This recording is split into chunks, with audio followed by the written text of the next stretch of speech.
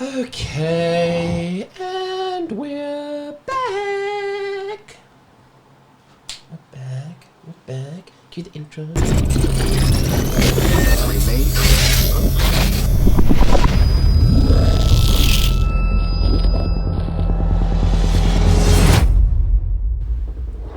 I want to do a podcast where we have that character in the bottom corner signing everything that we do, say, and talk about. I don't know if you saw, there's one YouTube clip where the Archer cast talk about, and they did that, and they had one of those guys on the sign, and I think it was the word, I want to say it was either vagina or the C word, cunt, and they picked up on, like, vagina, there's a sign for it, but when you use that, the C word, it's like the person does the angry, like they make their face angry symbol of that, whatever vagina was, and the cast picked up on that.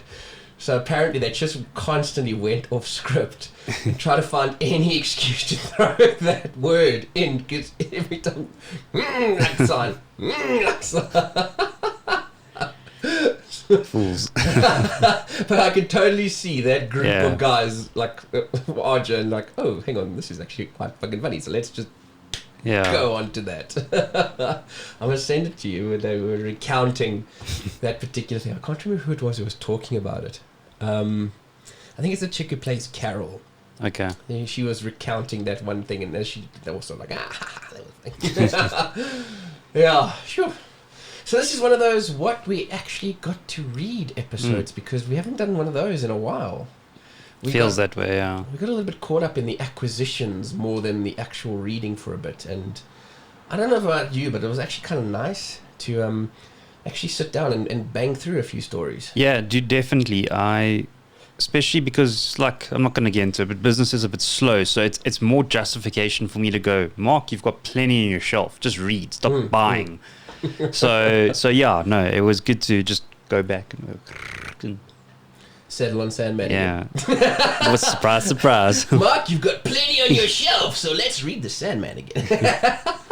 Yeah, dude, I don't know if I must kick off, but there's something about Sandman, man, like, there's some other comics, like, you know, I'll struggle and I'll kind of like force my way through, but whenever I'm feeling like sparsed out and daydreamy, it's something to like very easily for me to get lost in. Like, I always find, like, I don't know if all Gaiman's writing is like that, but Sandman in particular, where it's just so flippant out there sometimes, and you just buy it, just like, so yeah. That's the universe he's created in the story, and you are just, okay, let me go with this. And it dawned on me, man, that I'm only on like starting volume 5, which means I'm technically only halfway, which is like, what? There's still so much more to tell. 100%. Okay.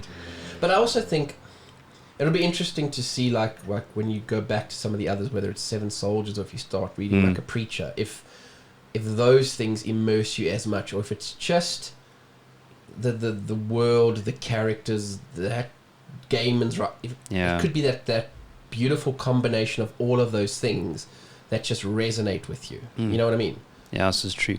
Because, I mean, dude, I'm on the volume, I finished the volume that they didn't get to on the audiobook, which is Seasons of Mists. Yes. And what that really, GoPro is on for some reason. But anyway. Taking pictures up your nose. But yeah, memory card full. And basically, this was the, and I want to word this carefully, it wasn't the most exciting volume for me, the whole volume of volume 4, but when it got exciting for me is, for those who don't know, a lot of people have obviously watched Lucifer, and I don't know if we've mentioned this, but in where Lucifer came from, you know, he gives Dream the key to hell. I think we should be specific. It's the character Lucifer Morningstar. Yeah, from here. And he gives Dream the key, and he basically buggers off, and that's kind of where the comic / series, they've changed it a bit, but picks up where he's like gone to Earth to mess around. And I don't know if it was Gaiman who did that. I think the other writers kind of said like, "Ooh, we like this idea.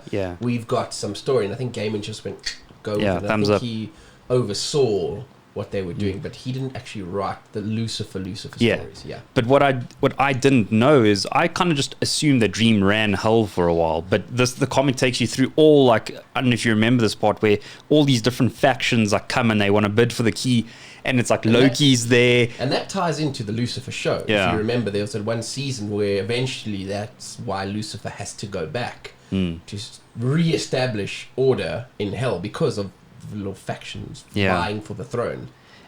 But it was quite funny how, like, because he's got Thor and Loki and Odin in as part of the bidding and stuff, and that Thor is just this ridiculous, oversized, overgrown, like, drunk, hitting on, like, inappropriately hitting on all, like, the, you know, like the ladies and stuff. And the one thing that did annoy me is the angels that oversee it and stuff, like the font that was penciled in, like, it's so hard to read, man. I understand what they were going for, the whole, like, angelic, that's the word.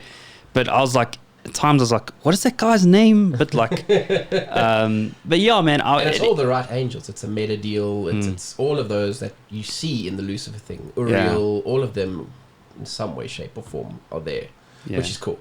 Gaiman, right from there, it's evident his interest in the divine, heaven versus hell, and mythology, the Norse mythologies and all of that. And even today he's still writing about those things, whether it's American gods, but he's actually got a thing now called Norse mythology, which just come out, graphic novels and books and stuff. So he loves that, and I think he does it quite well, in my opinion, actually. Yeah, and then dude, so that I think is in a nutshell like 4, and then I started 5, which throws back all the way to this other story where it's like we've talked about how he leaves you with something small, and so yeah, man, and now it's that Barbie character, and like her world that she dreamed of exists in its own thing, and they want to come rescue and get their savior, like, and it's that whole like what, and her just realizing that her whole dream like is like come to her like physically. And so yeah, that's where I'm at now. It's in that kind of like, what I liked about volume 2 is it was following the dead, like there was a what's the word, a linear story, and it's gone back to like there, and I'm like, whoa, okay, concentrate. And it's almost like dream is the common thread between all of these things, witnessing it or influencing events, etc. Yeah, it's quite a tapestry. And then also I think it's in also Seasons of Mist where this is irritating me, and it's because you gave me a little bit of like, you know, we talked about Sandman before I started reading it, so they haven't mentioned destruction yet, and I'm like, when is this dude coming? You know, like there's a lot in Destiny now that I'm learning a lot more about, how he calls the whole family together and says that he's troubled by what's in the books. And I don't know if it's now a bit later on, Delirium comes through quite a bit. Desire, I think Delirium is there, the crazy one, the very often crouched over in like in her own little delirium. So I'm now at where I know everyone except for Destruction. So but what's nice is I'd heard this, but I'd never read it, where they talk about how I'm gonna forget the exact phrase, but how it's rumored that Death once in every decade or once in every century she takes human form and dies to remember how it feels. Just so she can be sympathetic, and 100% which is it's just such a cool small little thing there that Gaiman just throws in. That's genius, you know, like to humanize the character. They really are like these abstract concepts in a way, like so far above you, me, and everything. So just that little to understand, to compassion, or to humanize her, that this is what she does now, and it's just wow, okay. Because there are those scenes where you see her interacting, and it's just the things that he's written for her, but the things she says to mortals, it's profound on like many levels off the time. It's hits you in the feels kind of stuff, just like the most famous one I think anybody would recount is when, I can't remember who the character was, but it's like he's all upset, and you know, she just says, well, you know, you get what everybody gets. A lifetime, 100%, which is it seems insignificant, but at the same time it seems like immense. You get a lifetime. It's like, wow. like those kinds of things. And yeah, there's other instances where he writes certain characters and that just also like, you're like, wow, sure. Okay. I don't know where you are, and I can't remember where these things came in, but he has a moment where he writes about love, and that they referenced it in that interview, where that one guy asked him about, like, do you like hate love or you're against love, and they reference back to that one character, and she has that whole monologue because she's just broken up with somebody, and in there it's just like, if you actually read that whole rant, it's harsh and heavy, but at the same time it's like you can't fault it either. You can't argue it. It's just like, wow, yeah, love for what it is sucks. Yeah. Anyway, cool. So you're on those now. Yeah, man. So I don't know if you want to, like, I know we've joked about it. It's like not much has changed for me, but no, I dig that you're getting into it and digging it, and I'll be honest, man. Some shit that you bring up, I go like, huh? Did that happen? Really? When? Oh yes. As you start talking, now I know where you are in the story. It's almost like a blur for me. I remember a lot of the beginning, and I know how it ends, and a lot of the stuff that happened in between. And when you start talking, I start to go, fuck, I do remember that, and that was from the Sandman. Okay. Stuff is starting to blur for me in terms of stories and that. Yeah, no, I can imagine. Dude, like these now that I'm going to talk about, I hadn't actually taken notes on certain things.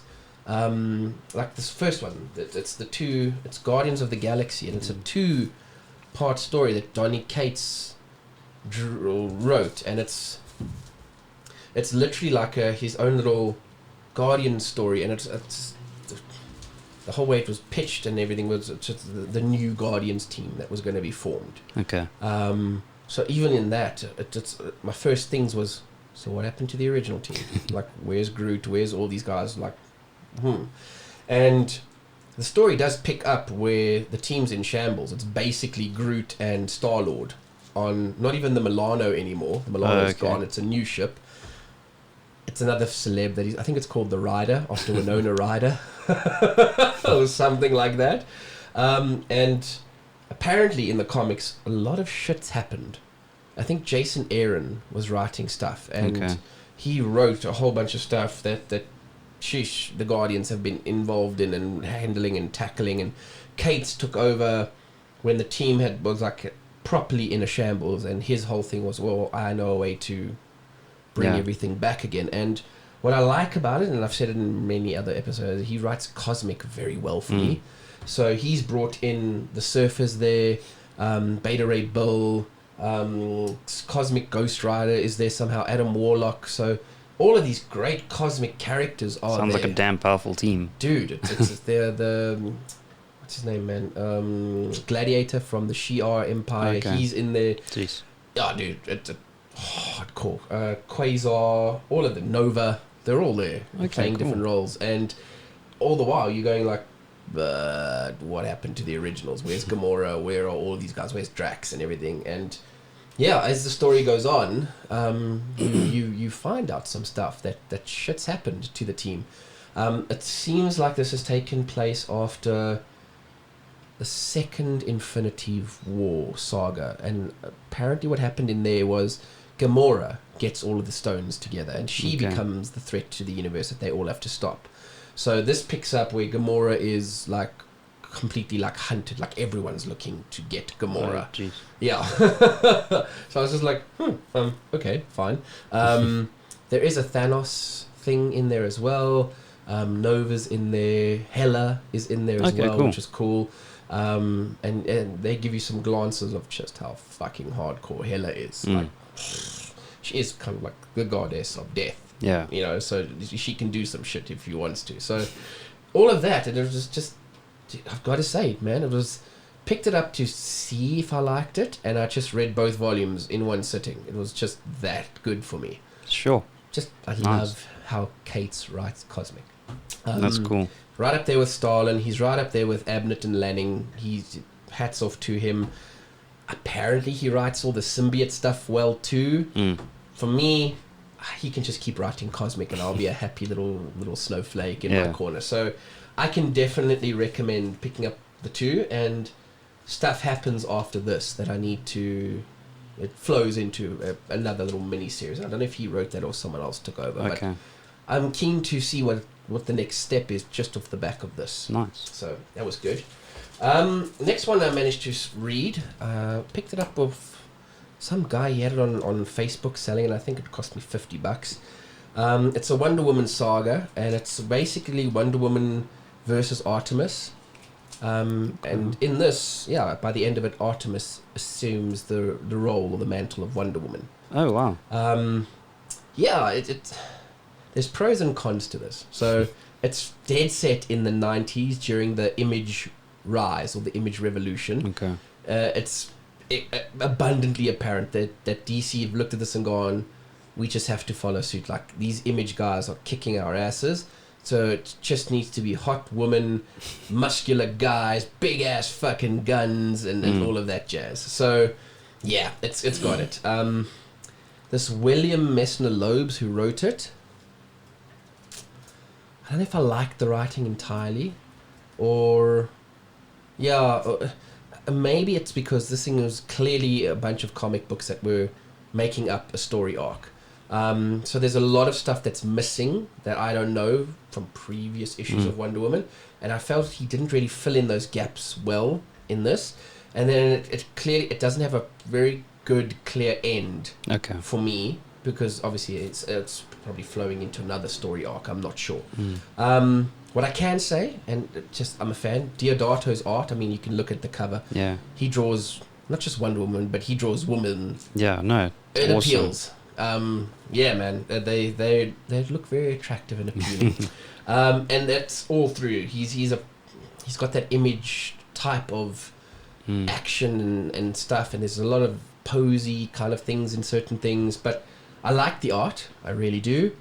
The story at times for me, they try to give you a bit of history to Hippolyta and her sister and all of that, and events in the very, very ancient past have affected the Amazons of that time.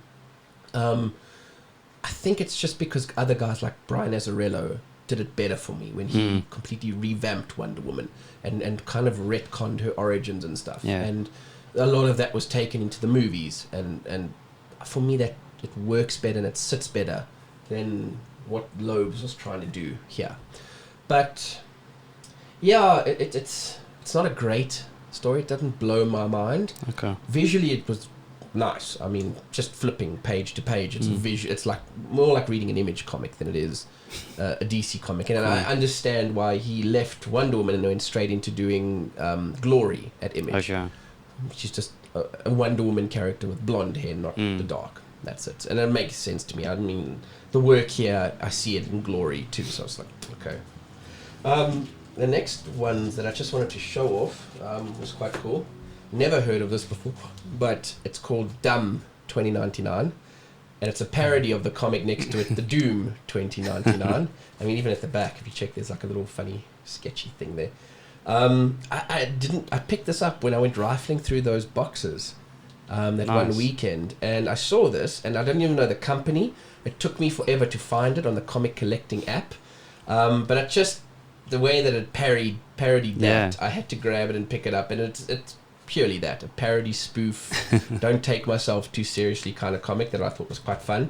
And since then I've seen other ones, the Spider-Mans and a few others, so now I'm on a definite hunt to try and find these parody comics from this PP publisher.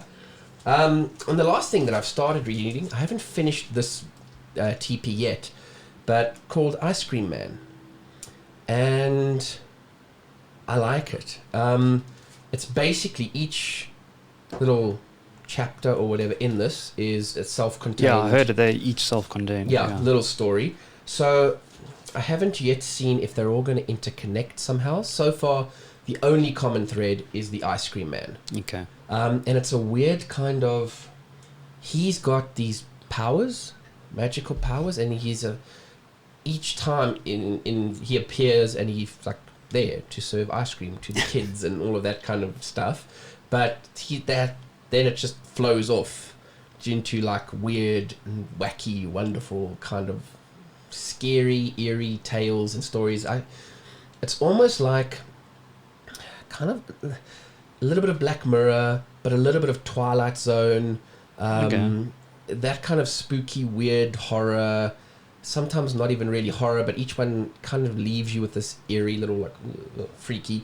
And most of it has things that kids, because he's the ice cream man giving it to kids, and then you kind of branch off and see like this kid's little damaged world that he's in, and that kid's little damaged, and eerie, freaky, and each one kind of ends with that little seed of like, oh shit, this hasn't actually ended. Like, the cops arrived on the scene and they've seen this murder and they're probably going to solve this murder, but what actually caused the murder has gotten away, whether it was the kid or whatever. It's like, oh, shame, kid, like, don't worry, and we'll get you into a new home. And like the ice cream man sees this happening, that this vicious cycle's probably going to start anew if the kid goes to a new place, or if this creature that actually killed everything gets relocated somewhere.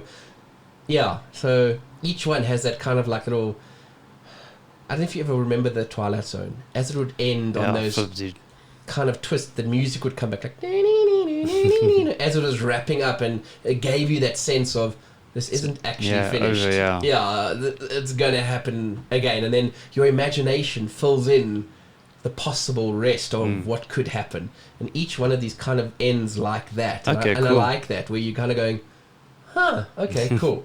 I've got, I think, another 2 of the volumes. So as I go through, I'm interested to see if there is a high-level tapestry, like thread, that all of these things are somehow going to interconnect, or if it really is just each one, the self-contained little spooky, eerie, freaky kind of story, and the only thread each time is him, almost like a weird watcher. Documenting or bearing witness to what's kind of going on. I don't know. But I'm enjoying it. Yeah. Nice. Very cool. That's me. That's all, folks. So, if you liked what Mark and I were talking about here, or just like our content in general, please like, subscribe, and hit the bell notification for more videos. And do us a favor and find us on the social media platforms like Facebook and Instagram. See you in the next video.